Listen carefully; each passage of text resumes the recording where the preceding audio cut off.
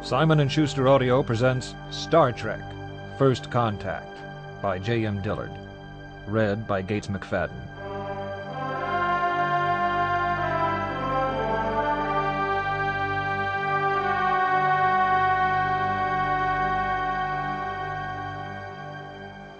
Apathy.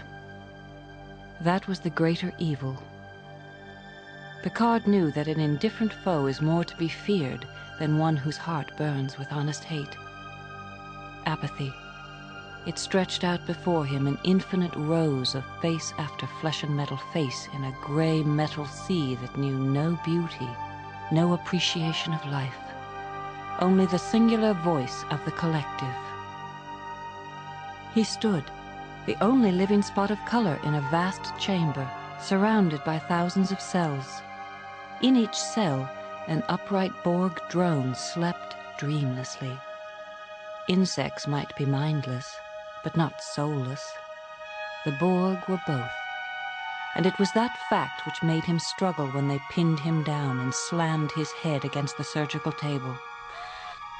As he stared up at his approaching fate, a silvery, needle-sharp probe descending directly toward his eye, he thought, "This is a foe I can never engage, for they will never care enough to return my hate."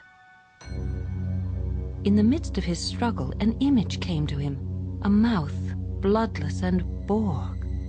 And he heard not the thunderous voice of the collective, but that of a woman, low and teasing. "Locutus."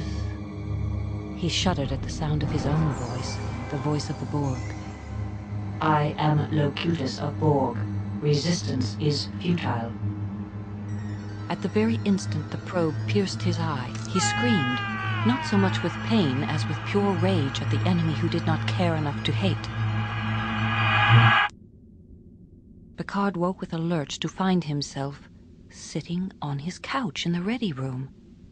He put a hand to his sweat-dampened forehead, dismayed that he had dozed off while on duty, and still alarmed by the intensity of the nightmare.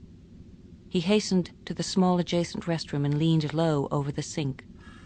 He splashed cold water on his face, again and again, washing away all traces of panic, until his breathing slowed, and he at last dared rise to face his mirrored reflection. "Locutus."